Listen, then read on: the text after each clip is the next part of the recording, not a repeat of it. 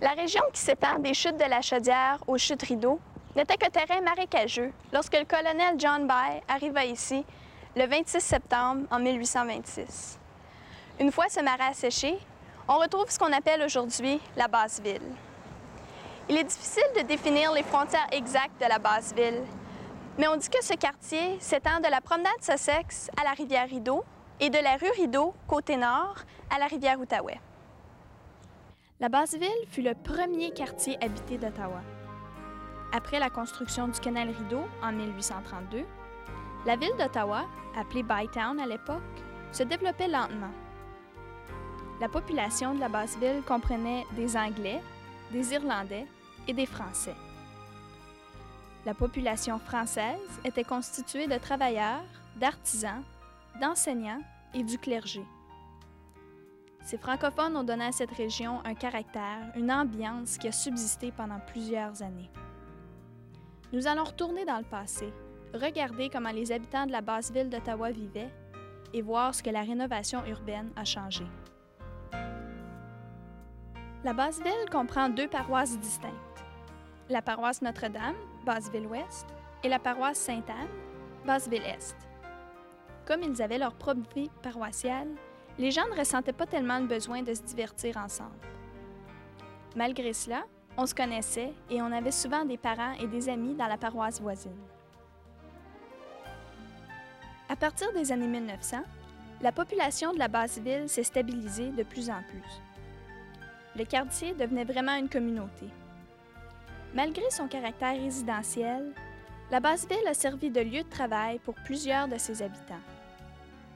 Puisque les moyens de transport à cette époque étaient moins développés que ceux d'aujourd'hui, il était évidemment préférable de travailler proche de chez soi. Aussi, plusieurs personnes de l'extérieur se trouvaient du travail dans le quartier.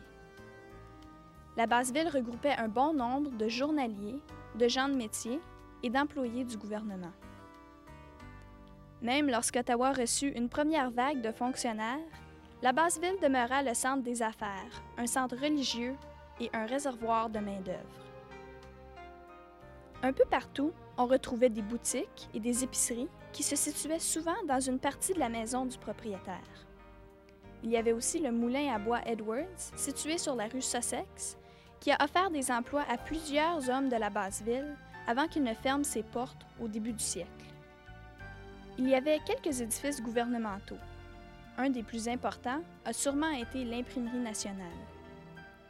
Celle-ci employait beaucoup de Canadiens français. Plusieurs ont aussi travaillé pour Statistique Canada, dont les bureaux ont longtemps occupé les écuries du moulin Edwards après qu'il ait été fermé. Joseph B. Turgeon, un ancien membre du conseil dans la Basse-Ville, avait bien raison lorsqu'il a dit dans un discours que le marché de la Basse-Ville serait le marché. Depuis 1846, c'est un des endroits les plus mouvementés de la ville. Malgré tous les changements survenus au cours des années, le marché Bay a conservé son caractère unique. À cette époque, c'était surtout un endroit où on vendait les produits de la terre. Les cultivateurs de la région arrivaient très tôt le matin pour étaler leurs produits. Certains y passaient même la nuit pour s'assurer d'avoir une bonne place. Le marché servait non seulement les résidents de la Basse-Ville, mais aussi l'ensemble de la ville d'Ottawa. On y retrouvait, comme aujourd'hui, des fruits, des légumes et du poisson frais, mais aussi du foin, des animaux, des cordes de bois et, une fois par semaine, la vente de chevaux. Le marché comprenait aussi des épiceries, des fromageries, des laiteries et des magasins de gros qui employaient plusieurs habitants de la Basse-Ville. En 1913, le journal Le Droit eut ses débuts au coin des rues York et Dalhousie et fut ensuite déménagé au coin des rues George et Dalhousie. Avant que la rue Rideau devienne importante au niveau commercial, la rue Sussex était considérée comme la rue principale. On y retrouvait plusieurs magasins et aussi plusieurs hôtels qui jouèrent un rôle important jusqu'aux années de la Prohibition. Beaucoup d'institutions religieuses se sont établies sur la rue Sussex. Il y a la basilique Notre-Dame, la maison mère des Sœurs Grises de la Croix, l'Institut Jeanne d'Arc et l'Académie de la Salle. On y retrouve aussi le Musée canadien de la guerre, qui était, à l'époque, l'édifice des archives publiques du Canada. Il ne faudrait pas oublier les très belles maisons qui se trouvaient sur le côté ouest de la rue Sussex.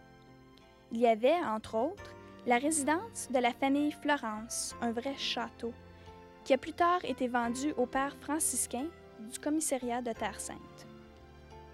Mes souvenirs passés là-bas sont les plus beaux souvenirs de ma vie. Je suis née dans la Basse-Ville, à l'hôpital général qui était sur la rue Bruyère. Et ensuite, après, je suis allée habiter sur la rue Saint-André, qui est dans la Basse-Ville. Et j'ai parti de la Basse-Ville pour me marier. Je me suis mariée à la cathédrale et ensuite, je me suis en allée à Sainte-Catharines, Ontario. Alors, la Basse-Ville, ça a été mon chez-nous de ma naissance, aller jusqu'à 22 ans. L'atmosphère dans la Basse-Ville, c'était une très belle atmosphère parce que tout le monde se connaissait. Les voisins, entre voisins, c'était très francophone. Ensuite, après, on s'entraidait. Tout ce qui se passait dans la Basse-Ville, les gens y participaient et puis on se connaissait et on s'entraidait. Puis s'il y avait, disons, de la joie à partager, on la partageait. Puis s'il y avait de la peine, on s'entraidait même dans nos peines. Oui, la Basse-Ville était divisée en 2 secteurs. Je dirais que c'était 2 paroisses. Il y avait la paroisse Notre-Dame et la paroisse Sainte-Anne. Du côté, on se mêlait. C'était, je dirais pas qu'on fraternisait trop. On se rencontrait, surtout les jeunes, c'était quand ils jouaient à la crosse. Il y avait aussi, à un moment donné, il y avait des concours qui s'organisaient, puis que nous autres, disons, de la paroisse Notre-Dame, on allait. Il y avait le carré Anglésie où on allait. Mais pour partager, ensuite, après, on a appris à se connaître mieux parce que la majorité des étudiants, disons, de la Basse-Ville s'en allaient soit au couvent de la rue Rideau. Et puis, c'était là qu'on se rencontrait des deux paroisses. Les meilleurs souvenirs de la Basse-Ville, ça serait un endroit très agréable à vivre.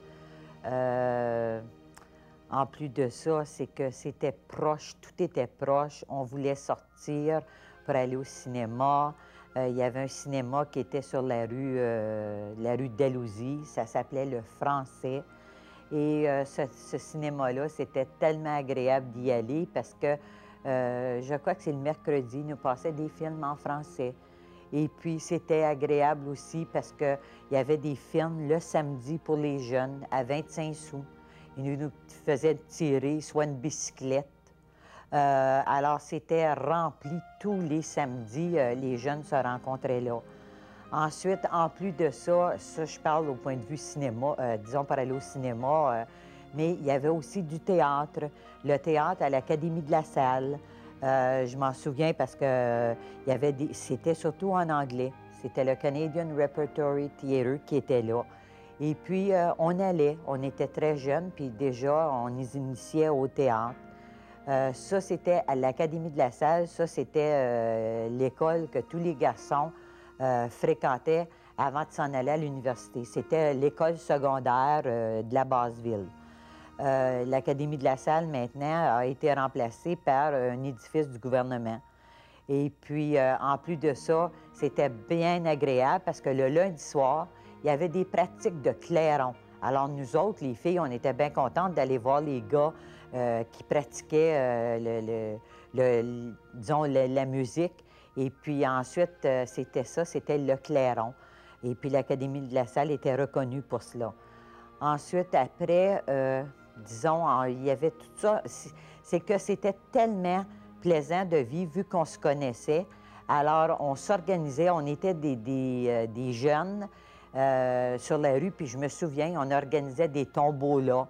Disons, on vendait des palettes. On invitait les gens de la rue.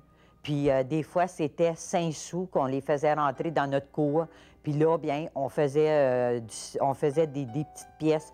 On récitait des pièces, on récitait des textes. C'était ça, disons, la communauté. Comme enfant, on a eu la chance de partager beaucoup plus que, disons, aujourd'hui, les jeunes ont cette chance-là parce que les familles étaient toutes là. La majorité des moments ne travaillaient pas. Alors, on était élevés, tous les enfants, tout ensemble. Et puis, c'est ça, on s'organisait, on s'amusait ensemble en s'organisant des tombolas, des pièces. Alors, l'été passait très vite. La rue Dalhousie est depuis longtemps une rue commerciale. Elle était remplie à l'époque d'épiceries, de confiseries, de pâtisseries, de boucheries, de librairies, de bijouteries et de salons de barbier. On y retrouvait aussi le magasin de marchandises sèches J.A. Larocque, un des plus anciens de la Basse-Ville. Cette rue était encore plus importante à cause du célèbre monument national du théâtre français et de la caisse populaire de la paroisse. La rue Bruyère s'appelait autrefois la rue Water. D'après certains anciens résidents, elle aurait porté ce nom parce qu'elle menait à la rivière et que les chariots d'eau devaient y passer pour aller s'approvisionner. Mais ce n'est peut-être qu'une légende. Le nom Bruyère lui a plus tard été donné en l'honneur de Mère Bruyère, fondatrice de la Maison Mère des Sœurs Grises de la Croix. Dans la paroisse Sainte-Anne, comme dans la paroisse Notre-Dame, la religion occupait une place importante dans la vie des gens. La minorité anglophone de la Basse-Ville se regroupait dans la paroisse Saint-Bridget, fondée en 1888.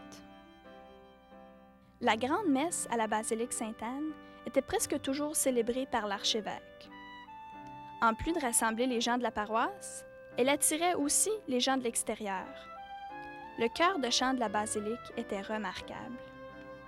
La première église de Bytown a été construite au même endroit où se trouve aujourd'hui la basilique.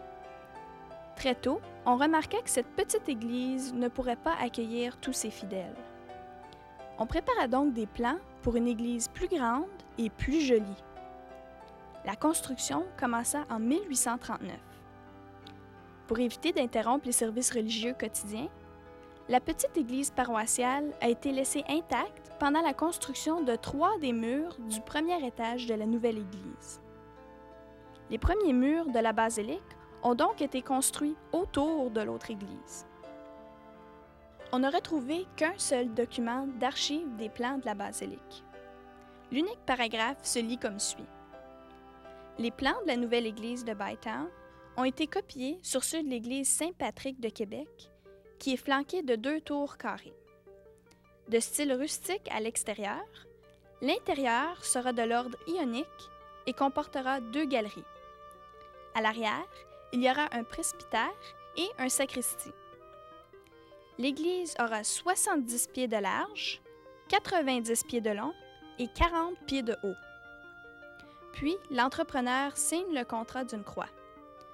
Ce document date du 30 juillet 1839. C'était un quartier très chaleureux. Et puis, c'est que les gens se connaissaient tous. C'était comme un petit village. C'était, disons que, avec toutes les écoles qu'ils avaient, là, les activités qu'on avait entre nous, c'était bien. C'était beaucoup de plaisir. Il y avait beaucoup de sport. Puis comme chez nous, on était 13 dans la famille, on était 9 garçons, 4 filles. Fait que de l'aîné au cadet, fait qu'il y a eu beaucoup de choses qui s'est passées je pourrais raconter. Il y avait l'école Gig, le très beau souvenir, la plus vieille école qui existe encore, mais disons qu'elle n'est pas comme... il n'y a plus d'élèves. Il y avait l'école routier, du Hamel. L'atmosphère était très chaleureuse. Il y avait beaucoup d'amour. Les gens, c'était une famille. On s'entraidait un l'autre, les uns les autres. Comme chez nous, on était, comme je vous disais tantôt, on était 13, mais on n'était pas vraiment 13. On était 16, 17 avec les gens, des voisins, les voisines qui venaient chez nous. Autant comme chez nous, ailleurs. C'est une chose qui était très bien, Comme je vous dis, c'était comme un petit village d'amour. Le meilleur souvenir de la Basse-Ville, c'est le Big, ce qu'on appelle le parc au coin de Dalhousie, ce que je mentionnais tantôt, Dalhousie, puis 4x4. On allait patiner avec nos amis, avec la musique et tout ça. L'hiver, dans la petite maison, on avait une fournaise chauffante dans le centre, et puis on se racontait toutes sortes d'histoires, des belles choses entre nous. Ça me manque, parce que c'était bien dans cette époque-là. En plus d'aller à la messe, les habitants de la Basse-Ville participaient aux célébrations des nombreuses fêtes religieuses. Afin de financer les œuvres de charité, les sœurs organisaient toutes sortes de ventes et de levées de fonds. Les liens qui se sont formés entre les gens de la Basse-Ville grâce à ces activités ont presque disparu depuis que le gouvernement a pris charge de ces institutions sociales. D'après plusieurs, les communautés religieuses ont beaucoup aidé à la paroisse. Par exemple, les sœurs de l'Institut Jeanne d'Arc accueillaient des pensionnaires, donnaient des cours commerciaux, des cours de couture, de français et d'anglais. Les frères des écoles chrétiennes s'occupaient de l'enseignement primaire et secondaire chez les garçons. Jusqu'à récemment, ce sont eux qui s'occupaient de l'Académie de la Salle. Il est évident que les communautés religieuses et l'Église ont eu une grande influence dans l'histoire de la Basse-Ville et dans la vie de ses habitants.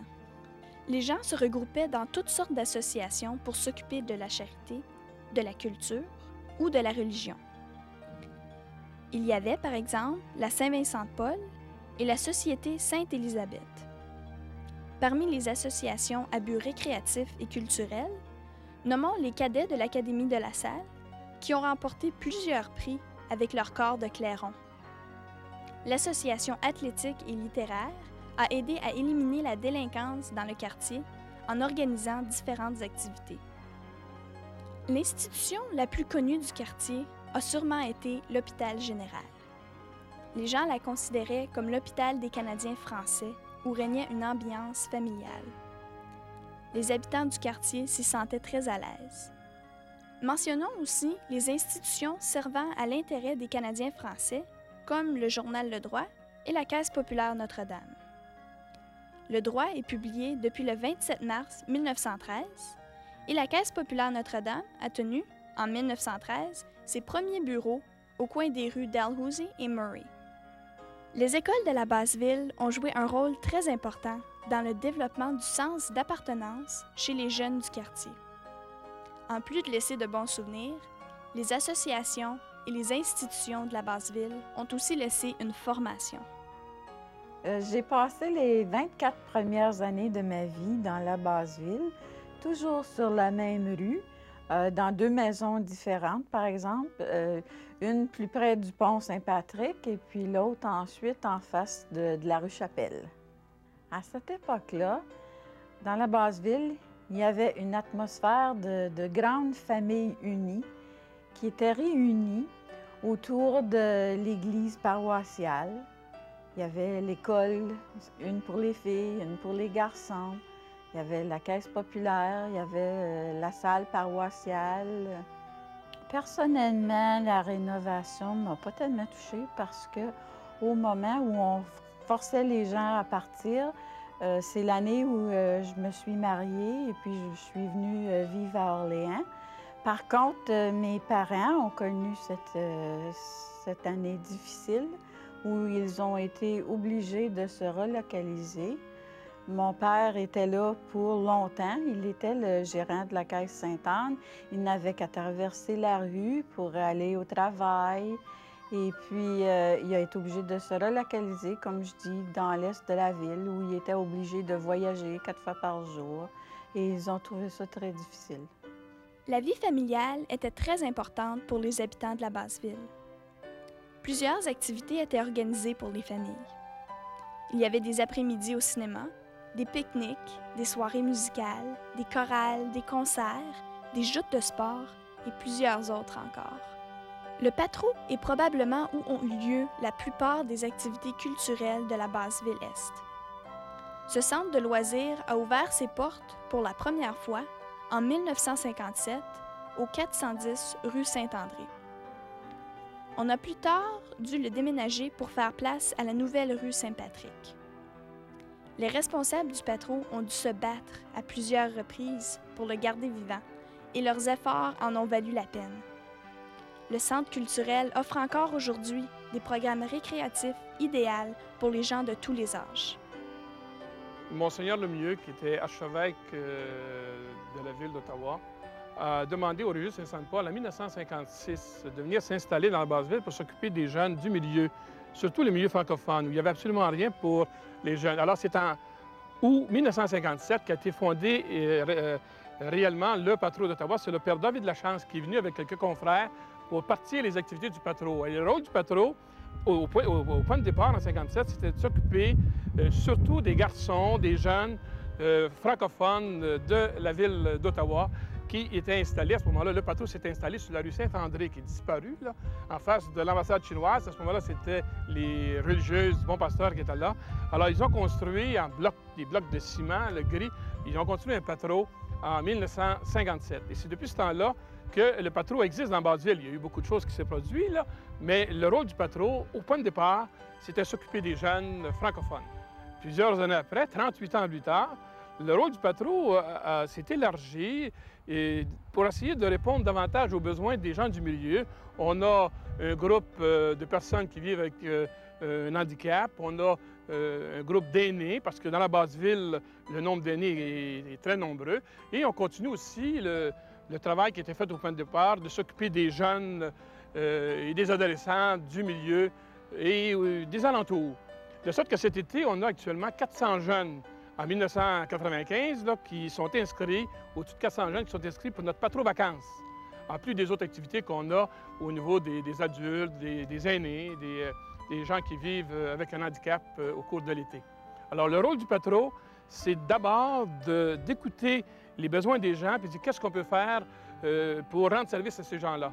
Et de plus en plus, le Patro devient un centre socio-communautaire. C'est sûr que le loisir est très existant. On a 2 beaux gymnases. On s'en sert pour faire en sorte que les gens puissent... Le loisir, c'est un outil pour que les gens puissent se prendre en main avec des moments de détente. En l'an 2010-2020, j'espère qu'il y aura toujours des irréductibles qui vont vouloir conserver un aspect francophone dans la Basse-Ville. Je trouve qu'il y a une culture qui existe et qui a à se perpétuer.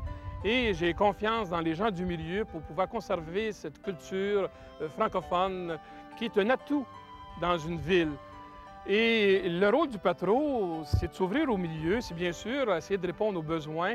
Et même si certains besoins vont s'exprimer plus en anglais, on a à aider, on a à travailler en collaboration. Mais j'espère que le Patro demeurera toujours un centre francophone pour les gens du milieu, les gens des alentours qui veulent conserver leur culture et pouvoir poursuivre dans leur culture le milieu de vie qu'ils ont toujours aimé au Patro, ce milieu familial que je trouve extraordinaire. Cette région d'Ottawa est encore aussi mouvementée et ses citoyens sont toujours aussi occupés. En 1994, un nouveau problème survient. On a bloqué certaines rues résidentielles de la Basse-Ville dans le but de se débarrasser des prostituées qui s'y trouvaient et de leurs clients. Ces barricades sont devenues une vraie bataille communautaire. Certains résidents mécontents ont vandalisé ou abîmé les barricades. Les marchands affirment perdre des clients en raison de la diminution de véhicules qui circulent sur ces rues. D'autres trouvent qu'on devrait augmenter le nombre de policiers dans la région pour régler le problème des prostituées plutôt que de simplement les déplacer. Les résidents contents des barricades aiment la paix retrouvée dans leur quartier et affirment que les barricades n'empêcheront aucunement aux véhicules d'urgence de circuler. Un autre problème est bien sûr le débat sur l'heure de fermeture des tavernes dans la Basse-Ville et partout à Ottawa. Certains affirment perdre de la clientèle qui se dirige vers Hull dès minuit et demi. D'autres croient que fermer plus tard occasionnerait plus de batailles durant la nuit dans la Basse-Ville. Cette dispute est encore loin d'être réglée. Aussi, dernièrement, la Commission de la capitale nationale a changé d'idée à propos de propriétés sur la rue Sussex qu'elle a achetées dans les années 60. La commission a donc décidé de vendre ses propriétés à la Basseville-Ouest plutôt que de les détruire. La plus ancienne de ces maisons aurait été construite au temps de la Confédération. Grâce à une erreur, la Basseville aura donc l'occasion de garder une autre partie de son héritage. Depuis ses débuts, et particulièrement depuis les années 60, la Basseville a dû encaisser plusieurs coups. La transformation qu'elle a subie il y a 30 ans l'a préparée pour les combats à venir. Cet endroit unique a su garder, à travers les années, son caractère vivant, attirant et animé. L'atmosphère y est accueillante. Plusieurs francophones considèrent encore ce quartier comme leur chez eux. Espérons que le français dans la Basseville non seulement survivra, mais deviendra encore plus présent que jamais.